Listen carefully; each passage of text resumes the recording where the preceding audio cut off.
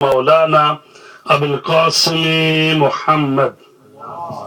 صلی اللہ علیہ محمد والصلاة والسلام على اہل بیتہ الطیبین الطاہرین المعصومین اما بعد فقد قال اللہ تبارک وتعالی فی کتابہ المجید والفرقان الحمید وقولہ الحق بسم اللہ الرحمن الرحیم انا اعطیناک الکوثر فصل لربک وانحر ان شانک هو الابتر۔ عزیزان گرامی، محترم ناظرین اور میرے معزز علماء کرام، میں اپنی جانب سے آپ سب کو جناب سیدہ کونین فاطمہ زہرا سلام اللہ علیہا کی ولادت باسعادت کے مبارک موقع پر ہدیہ تبریک عرض کرتا ہوں، اور خصوصی تبریک یوسف زہرا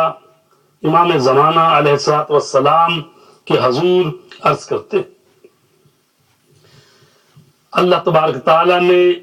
جناب سیدہ فاطمہ زہرا کی شان میں سورہ نازل کیا ہے جس کا نام سورہ کوثر ہے۔ جب رسول پاک کو لوگوں نے تانے دیے کہ یہ تو نعوذ باللہ ابتر ہیں، ان کے فرزند دنیا سے چلے گئے ہیں، اب اس کے مشن کو، اس کی تبلیغ کو کون آگے بڑھائے گا؟ تو اللہ تبارک تعالیٰ نے سورہ کوثر نازل کیا، انا اعطیناک الکوثر، بے شک ہم نے تجھے کوثر عطا کی، فصل لربک وانحر، تو پس اپنے رب کے لیے شکرانے کے طور پر نماز ادا کر، وانحر، اور قربانی دے، اور قربانی بھی چھوٹی نہیں بلکہ بڑی قربانی، اونٹ کی قربانی، وانحر ان شانک هو الابتر، بے شک تیرا دشمن ہی ابتر رہے گا۔ تو عزیزان گرامی، بی بی دو عالم وہ ہستی ہے کہ جس کو قرآن نے کوثر قرار دیا ہے۔ کوثر کے معنی اگرچہ دوسرے معنی بھی کیے گئے ہیں۔ کوثر کے معنی خیر کثیر، کوثر، حوض کوثر جو جنت میں جانے سے پہلے جنتیوں کو جس سے سیراب کیا جائے گا اس کو بھی کوثر کہتے ہیں۔ جنت میں نہر کا نام بھی کوثر ہے، لیکن جو معنی یہاں پر علامہ طباطبائی قدس سرہ اپنی شہرہ آفاق کتاب المیزان میں جو تفسیر قرآن ہے، جس کو 30 سال انہوں نے درس دیا اور 10 سال میں اس کو لکھا، 40 سال، اور اس جیسی تفسیر ابھی تک وجود میں نہیں آئی، اس میں وہ فرماتے ہیں کہ کوثر کے معنی دوسرے معنی بھی ہو سکتے ہیں، لیکن جو بہترین معنی ہے وہ کوثر سے مراد ذریت ہے، سیدہ کونین فاطمہ زہرا ہے، اس لیے کہ جو بعد والی آیت ہے خود بیان کر رہی ہے، انا اعطیناک الکوثر، ہم نے تجھے کوثر عطا کی۔ اب اس کے شکرانے میں رب کی نماز پڑھ اور قربانی دے، بے شک تیرا دشمن ہی بے اولاد رہے گا۔ تو وہ کہتے ہیں رب بنتا نہیں ہے اگر یہ کہا جائے ہم نے تجھے نہر دی اور تیرا دشمن بے اولاد رہے گا۔ تو بہترین معنی جو ہے، اور پھر ائمہ طہار کی اس کو تائید حاصل ہے کہ کوثر سے مراد جناب فاطمہ زہرا ہے۔ تو اب ربط یہ ہو جاتا ہے کہ اے میرے حبیب، ہم نے تجھے سیدہ فاطمہ زہرا جیسی بیٹی عطا کی، وہ کوثر، کہ جس سے تیری ذریت آگے چلے گی تو تمام دنیا میں تیری ذریت پھیلے گی اور بابرکت ذریت، اور تیرا دشمن بے اولاد رہے گا۔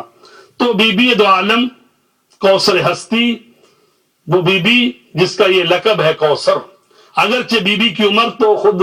بہت تھوڑی ہے، لیکن جس طرح یہ سورہ کوثر جو ہے خود اپنے وجود میں تو بہت چھوٹا سورہ ہے، لیکن یہی سورہ ہے جس کو پیش کیا گیا جب انہوں نے کہا کہ یہ قرآن تو اپنی طرف سے گھڑ لیتے ہیں، تو خانہ کعبہ کی دیوار پر جو سورہ لگایا گیا تھا یہی سورہ تھا، اِنَّا أَعْطَيْنَاكَ الْكَوْثَرَ فَصَلِّ لِرَبِّكَ وَانْحَرْ إِنَّ شَانِئَكَ هُوَ الْأَبْتَرُ، اور سورہ لگا رہا، یہ لکھا رہا، کسی کو جرت نہ ہوئی اس جیسا قرآن بنا کے لے آئے۔ تو اس کے بعد یہ لکھ دیا گیا ما ھذا کلام البشر۔ تو جب چیلنج کے طور پر پیش کیا گیا مشرکین عرب اور فصحا اور جو بلغا اور خطیب اور وہ جو اتنے ماہر تھے عربی زبان کے، تو یہی چھوٹا سورہ چیلنج کے طور پر پیش کیا گیا، اور یہی جناب سیدہ کونین جن کی بظاہر عمر تو کم ہے لیکن ان کی عظمتیں، ان کی برکتیں، ان کی طہارتیں کائنات پر چھائی ہوئی۔ تو جناب سیدہ 20 جمادی الثانی سن 5 بعثت مکہ معظمہ میں پیدا ہوئی۔ آپ کے والد گرامی حضرت محمد مصطفیٰ صلی اللہ علیہ وآلہ وسلم خاتم الانبیاء، آپ کی والدہ گرامی سیدہ خدیجۃ الکبریٰ سلام اللہ علیہا، وہ بی بی کہ جو بہترین خواتین کی سردار ہیں، ان میں سے ایک جناب خدیجۃ الکبریٰ سلام اللہ علیہا۔ تو عزیزان گرامی، یہ وہ بی بی ہے جس کے متعلق جناب رسول کریم صلی اللہ علیہ وآلہ وسلم نے فرمایا فاطمہ تو سیدۃ نساء العالمین، فاطمہ عالمین